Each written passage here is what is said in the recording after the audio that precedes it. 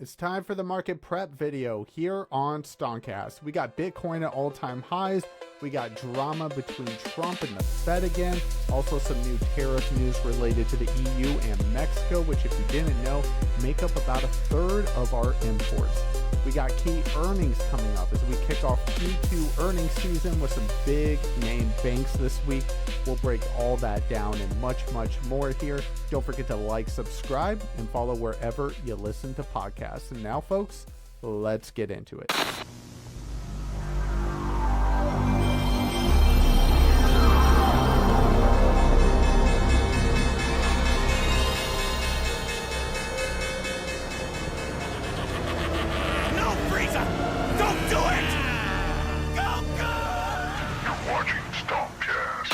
Welcome back to Stoncast, the market show for the average Joe. Whether you're a diamond-handed degenerate looking for the next 500% play or a more conservative swing trader or investor, we've got you covered. We tackle the latest market news, give our 2 cents, and maybe, just maybe, help you make some money along the way. I'm your host, as always, Brandon Shar.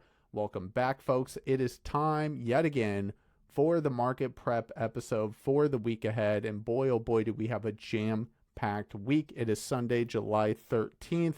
A lot to get into. Let's, as always, jump right into it. So first of all, let's take a look at how the market ended last Friday according to Yahoo Finance. Stock market today, Dow falls 250 points, S&P 500, NASDAQ retreat from record as Trump escalates tariff threats. U.S. stocks retreated Friday after President Trump threatened Canada with a 35% tariff on its imports to the U.S. and floated higher blanket levies on most trading partners. The S&P 500 fell 0.3%, while the tech-heavy NASDAQ composite dipped 0.2%, both dipping from Thursday's record highs. The Dow Jones Industrial Average declined 0.6%, dropping over 250 points to lead the way down. Other parts of the market remained upbeat. AI chip maker NVIDIA notched a fresh record, while Bitcoin rose above 118,000 per token to also hover at new highs, continuing a furious crypto rally. So let's do a quick check-in on the S&P 500. This, for those on YouTube, taking a look at a 3-year weekly chart right now. And last week, we technically were down just a hair relative to the previous week, but still looking pretty bullish. So we actually ended the week at 62.59. And really, again, as I've said before, when you're trading at all-time highs, there are a few different ways that you can try to get an idea of where we might be headed, some potential targets, some things to keep an eye on. And really for the S&P 500, one of the things I've been utilizing are Fibonacci extensions, essentially utilizing that low that we had in April when President Trump announced his reciprocal tariffs. And so based off of that, some levels that I am paying attention to right now, first of all, would be 63.34. That would be the 50% Fibonacci extension level that I'm looking as a first target, and we almost hit it last week. And then beyond that, I'm looking at 64.67. That's going to be the 61.8% Fibonacci extension level. And then if you want to get real wild, 100% extension would be just below 7,000 based off of those Fibonacci extension levels from the April lows. We would be looking right about 6,900. So my first initial target, again, 63.34 is what I believe the market is most likely going to go to before we see a bit more of a pullback. So the interesting thing right now, too, from a technical analysis standpoint, is if we take a look at the 1-year daily chart, again, as we've mentioned before, from a relative strength index perspective, we are getting a bit overbought. So it does make sense that we saw a bit of a pullback that happened last week, and obviously there were some news headline reasons why we also saw that, which we'll get into, of course. But as of right now, given how the market closed on Friday, our RSI level has cooled off just a hair, and we are currently sitting at 68. So we do still have room to the upside. We're not sitting as high as we were, last week, sitting at 75. So we have cooled off a bit. Again, we're still only a couple points away technically from an overbought reading on the RSI, but we did see a slight cool off this past week, and I honestly wouldn't be shocked to see if we continue to climb higher. Keep in mind also that July historically is a bullish month. So that's another reason why I'm leaning more of a bullish bias right now. Let's take a quick check-in at the NASDAQ. Pretty much the same case. We did hit a new all-time high last week on Wednesday. A bit of a cool-off happening here as well. RSI sitting at 66, slightly lower than the S&P 500. Obviously, the tech-heavy NASDAQ has been a big proponent for this move higher in the overall market. Nvidia being at a $4 trillion market cap has definitely helped. But really, just the overall tech-heavy NASDAQ in general has been a big part of the reason why we continue to see higher lows and higher highs happening currently. Quick check-in on small caps as of right now via IWM, the Russell 2000 ETF, and we are above the 200-day moving average. Friday, it was down a little over 1%, actually 1.38%. And, overall, though, I would say that the small caps have been lagging tech and the overall S&P 500. And, we've seen some really substantial moves to the upside in the Russell. So I'm not too shocked to see a bit of a pullback towards the end of last week since, we had the markets down overall on Friday. But again, I still think we're in a position where small caps look really, really good too. One thing to point out, we do have this level of resistance, that I would call out on IWM, right around 226, essentially what we tapped on Thursday before coming back down. So to see a really bullish sign out of small caps, I would love to see a break above, 226 on volume. So that's what I'd be looking at there. Quick check-in on the VIX. The VIX currently sitting below 20, well below 20 at this point. We're sitting at 16.40 on the VIX. And so things continue to look pretty stable in the market as we continue the steady grind, the steady melt up, if you will. And so, keep in mind too, as I mentioned last week, based off of what Tom Lee was saying on CNBC, I mean, the Fed has not even begun quantitative easing, and we're at all-time highs. Our corporate outlook for earnings looks a lot better now than it did in February, last time we had highs.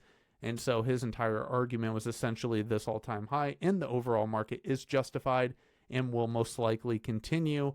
And that's kind of backed up right now by where the VIX is at. We've seen some minor spikes in it, but we haven't even seen the VIX above 20 since June 23rd at this point. And so, as of right now, things look stable, a lot of confidence in the rally, and it seems we're going to continue to melt up at least for, the short term. So that's where we are at right now on the overall market. Let's do a quick check-in on Bitcoin. Bitcoin is flying high, folks.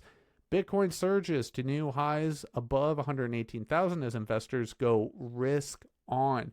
Bitcoin vaulted to a fresh all-time high Friday, breaking above 118,000 amid a wave of bullish momentum across risk assets. The token's price action coincided with AI giant Nvidia surging to a $4 trillion valuation, highlighting crypto's tie with tech. The tech-heavy NASDAQ composite hit a fresh record on Wednesday, and the S&P 500 was headed that way on Thursday. Historically, Bitcoin has remained highly correlated with tech stocks, and this correlation is still playing out. Nick Puckrin, crypto analyst and founder of the Coin Bureau, wrote on Thursday morning. Year to date, the token is up roughly 21%, buoyed in part by crypto-friendly policies from the Trump administration, including the establishment of a strategic Bitcoin reserve and a broader digital asset stockpile. So it's been pretty wild. If you've been paying attention to Bitcoin, this rally just continues. Again, based off of April lows, even for Bitcoin, this thing is up an insane amount. We saw a dip when President Donald Trump announced reciprocal tariffs all the way down to 74. And at time of recording, we are currently at just over 119. So Bitcoin trading again at all-time highs. And what's really impressive about this too is that if you notice the volume, right? So I think I called this out a couple weeks ago. 112 was the previous all-time high. It was the level to break on Bitcoin. We had this dip down here, and then it started coming back up, showing, some more bullish momentum and basically looking like it wanted, to break out of 112. And sure enough, it did. But the important thing that I want to highlight here is the volume that followed through on it. Typically, when you see a break of an all-time high or a breakdown of an all-time low, and there's volume backing it up, that shows confidence, conviction in the direction of that trade. And so based off of Thursday, right? Thursday, Friday, we had major volume relative to the previous week. And so right now, Bitcoin continues to fly high. So as far as next levels to be paying attention to, at this point, I would imagine 125, as crazy as that sounds, would be a next psychological level to pay attention to. But right now, Bitcoin is looking fantastic. Again, at time of recording right now, we're sitting up 1.43%. And the interesting thing too is that despite some of the negative news that we, may have received of late pertaining to tariffs and, different macro headwinds that we may or may not be facing as far as inflation and things like that, numbers speak for themselves, folks. And right now, Bitcoin is at an all-time high. It is a risk-on asset. It is heavily tied to tech. And so as of right now, it seems that most investors are very comfortable being in a risk-on environment.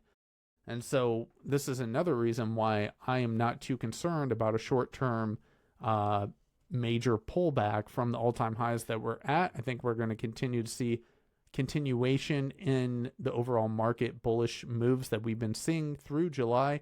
And I think Bitcoin is just another thing that kind of confirms that. So if you're in Bitcoin, congratulations. We're also getting into altcoin season here pretty soon for my crypto traders out there. And so there's a lot going on right now, and everyone on the bull side at least is very, very happy. Moving on. So speaking of those macro headwinds, we got some more tariff news that came out last week. This according to CNBC. Trump announces 30% tariffs on EU and Mexico starting August 1st. So President Donald Trump said Saturday the U.S. will impose a 30% tariff on goods from the European Union and Mexico that will take effect on August 1st. Trump revealed the new rates in letters to European Commission President Ursula von der Leyen and Mexico's President Claudia Sheinbaum, which he posted on his social media site Truth Social. Quote, Mexico has been helping me secure the border, but what Mexico has done is not enough, Trump wrote to Sheinbaum. Trump said that there will not be tariffs on goods from the EU if the 27-member bloc or companies within the EU decide to build or manufacture products within the United States. He said that if the EU or Mexico retaliates with higher tariffs, quote, then whatever the number you choose to raise them by will be added on to the 30% that we charge. The EU was seeking at least a preliminary agreement that would spare it from becoming the latest recipient of a letter from Trump dictating a new across-the-board tariff on its exports to the U.S. However, it still received a letter from Trump threatening new tariffs despite both sides having recently signaled progress in their negotiations after Trump backed off a threat to slap 50% tariffs on the bloc. The EU, this is interesting, the EU collectively sells more to the U.S. than any single country. Total U.S. goods imports from the EU topped $553 billion in 2022, according to the Office of the U.S. Trade Representative. Total U.S. imports from Mexico were approximately $454.8 billion in 2022, according to the U.S. Trade Representative. The two trading partners combined make up roughly 1/3 of U.S. imports. So that is massive, right? So 1/3 of our imports come from the EU and Mexico. and President Donald Trump slapped these 30% tariff rates on both parties last week. And again, these don't take effect until August 1st, but at time of recording right now, the futures markets aren't open yet, but I would expect a slight dip based on this. But just like a lot of the other tariff news that we've been getting of late, I wouldn't be surprised to see the market shake it off and keep on climbing, especially considering these tariff rates don't actually start until August 1st, folks, which means they still have time if they want to negotiate with the U.S. on these rates. But that is a massive total, 1/3 of U.S. imports. So definitely wanted to highlight that. But that's where we stand right now as far as some of the latest tariff news. And the interesting thing is really just the market's overall reaction to anything tariff related, especially since we hit that July 9th deadline and we've seen some new tariff wars kind of sparking, if you will, and some letters that President Trump has been sending out. The way the market has actually reacted to a lot of these tariff letters is very trivial, very minimal relative to what we saw back in April, where any hint of the word tariff sent the market in a very volatile direction, up or down, right? And so as of right now, it seems like the market is digesting the tariff news a bit differently than it initially did. And so, yes, this is a bigger trade partner for us relative to some of the letters that were sent out last week to, countries like South Africa, for example. This is definitely a bigger one, so I would expect a slightly bigger market reaction to this one in particular. However, again, starting August 1st. So we got time. We'll see if they can reduce those. We'll see if, the EU and President Trump in particular can come to some sort of agreement to maybe lower this. Keep in mind that the UK is sitting at 10%. I'm sure the EU would love to be closer to that number. And so I think they are definitely incentivized, given this 30% rate, to come to the table, of course, and, try to get a better deal done. So that's where we are at right now as far as the latest tariff news that came out towards the end of last week, really over the weekend. I think this came out Saturday. So we'll see, again, how the market digests this when the futures markets open.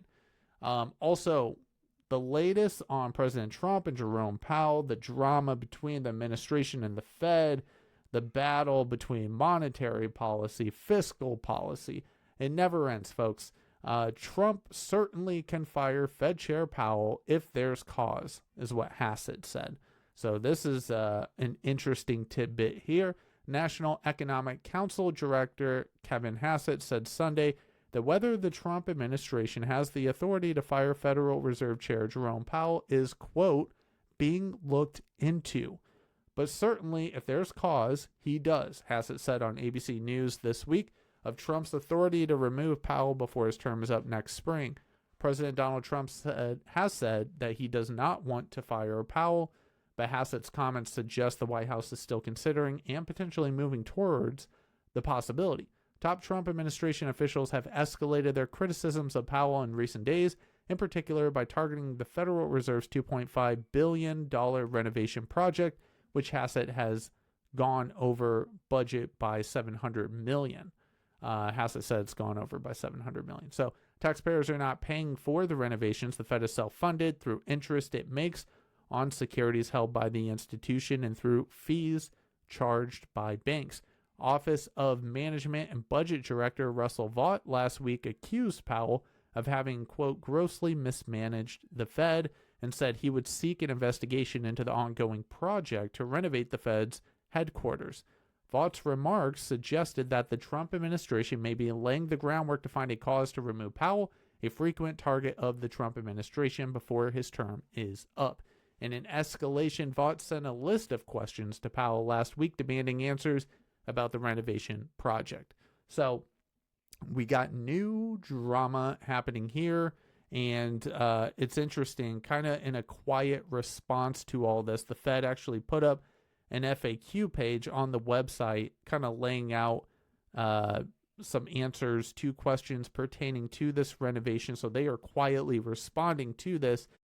But, it's very interesting. Obviously, President Trump has been very vocal about the fact that he believes Jerome Powell, a.k.a. Daddy Powell, a.k.a. too late, as President Trump likes to call him. Should have lowered rates a long time ago, hasn't done it yet.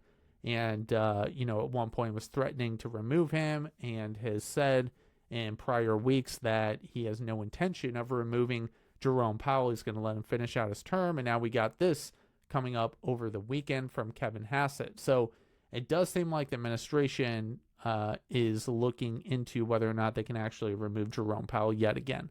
So this is very interesting, and obviously, put some heat on Jerome Powell. Look, I mean, as I've said before, Jerome Powell, I don't believe he's really had a solid reason, in my humble opinion, to actually lower rates, given the fact that a lot of the hard data we've gotten over the past quarter has been really stable and improving, right?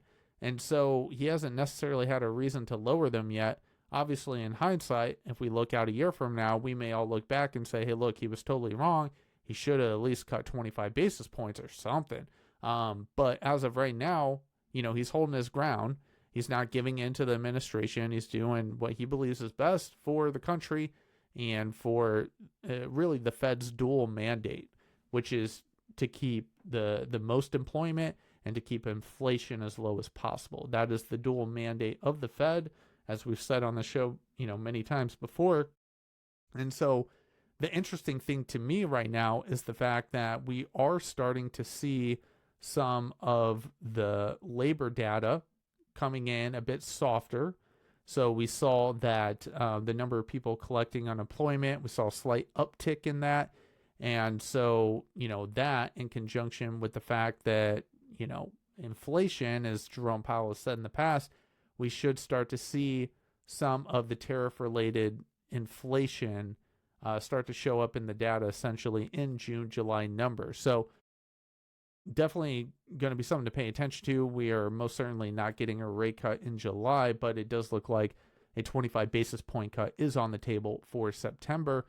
And, especially as we see more hard data come in, if some of the employment numbers start to look weaker, I think that just increases the odds that we will be getting that 25 basis point cut. I think the only thing that could maybe mess up that plan is if we see an insane uptick in inflation. But if inflation stays relatively, under control, I think it gives the green light to Jerome Powell to do a rate cut. So we'll see what happens there.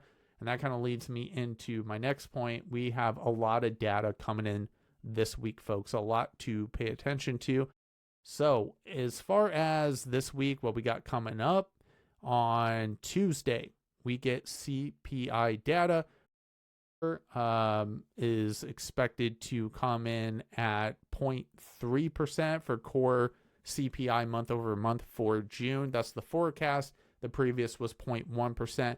This is the consumer price index, and the core CPI in particular is one of the things that the Fed is looking at when they are trying to come to a determination regarding the Fed rate and whether or not they need to cut it or not. So based off the forecast for core CPI month over month, we are expected to see a slight uptick in that. So basically, a lot of analysts are predicting that with these inflation readings that we are going to get this week, we are going to start to see some of that tariff-related inflation kind of seep into the data, if you will. And so we'll see if that actually ends up being the case. Now, if the forecast is 0.3% for core CPI and it actually comes in lower than that, that is another green light for the Fed to cut rates. Could be very bullish for the market. However, if we see an insane uptick in inflation, that could be a bearish move in the short term, at least for the market, because it might signal that, hey, we need to hold off on this rate cut in September. So we will see what happens there. But that is on Tuesday. Definitely have that on your radar. 8:30 a.m. Eastern time. CPI data coming out there. Core CPI year over year, the previous was 2.8%. So we'll see what that number comes in on Tuesday. Additionally, on Wednesday, we're going to get another inflation reading, this time PPI. So producer price index is going to be coming out on Wednesday morning, 8:30 a.m. Eastern. So Tuesday, we're going to get a look at how inflation is impacting consumers. On Wednesday, we'll get a look at how inflation is impacting producers. So definitely some two very important inflation readings that the Fed is paying attention to, and that really all investors, anyone involved in the market, needs to be paying attention to. We're also going to get crude oil inventories coming out at 10:30 a.m. on Wednesday as well. We do have some Fed speakers that are going to be coming up this week. FOMC member Williams will be speaking at 4:30 p.m. on Wednesday. That is Eastern Standard Time. And then on Thursday, we're going to get core retail sales, which is going to come out at 8:30 a.m. That's going to be a big one. Month over month for June, the forecast is 0.3%. Previous was negative 0.3%. So we'll see how that comes in. Continuing jobless claims will also be coming out at the same time.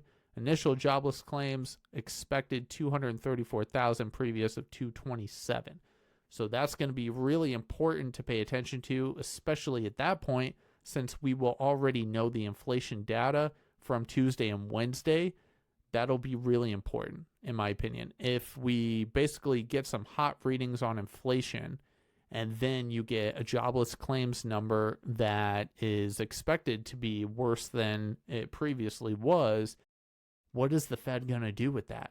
Because in the Fed's mind, the perfect scenario is low inflation and essentially low jobless claims, right, would be the green light based off their dual mandate to go ahead and lower rates. But if you get one or the other, it puts them in a tough bind. So we'll see what happens there. But that's on Thursday, July 17th.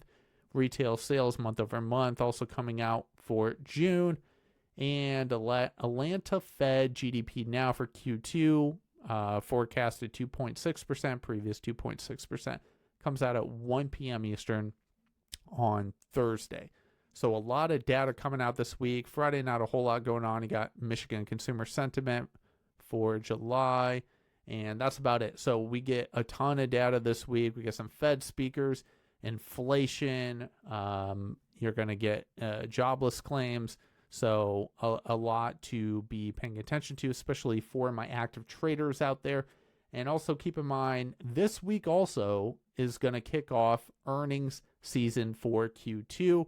We got some big names coming out this week. This according to Earnings Whisper.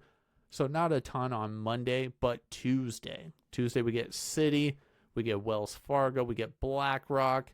Earnings season is definitely kicking off. We get JP Morgan. Those are all coming out Tuesday before the bell. And then on Wednesday, we're going to get Bank of America, Goldman Sachs, Progressive, Johnson & Johnson, PNC, just to name a few. And then Thursday, U.S. Bank Corp. Really the highlight of this week is banks. We got a lot of banks reporting this week. So definitely want to have these on your radar if you are currently invested in them, or if you want to take a lotto earnings trade, for my degenerates out there. But we are kicking off a new season of earnings. It's going to be very interesting to see if the earnings that come out are going to be good, if we're going to get guidance from these companies, if they're going to be able to continue to hold up this market rally and allow it to continue. So we will see what happens on that front. So that's what I got for you for the market prep video. We got a ton going on right now. A fresh new week here in July. Keep in mind that I will be back as always Thursday morning, 8 a.m. Eastern sharp. For the midweek check-in, we'll see how inflation data came out and see what, some of these bank earnings that come out early this week, how they look, if we're going to continue to rally or not. Thanks as always for watching. Make sure to share this with a friend, like, subscribe, and follow wherever you listen to podcasts, folks. And now, as always, remember, plan the trade and trade the plan. Have a good one.